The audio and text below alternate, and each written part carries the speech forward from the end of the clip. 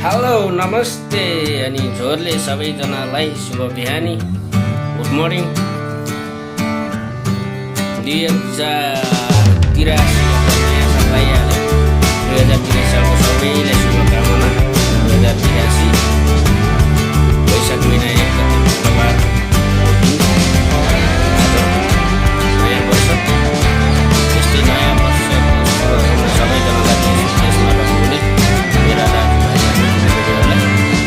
अनि नयाँ वर्ष 2083 चम्किए जस्तै अगाडि बढे जस्तै सबैले अगाडि बढोस् हाँसी खुसी रहोस् प्रगति गर्दै जाने सबैले अनि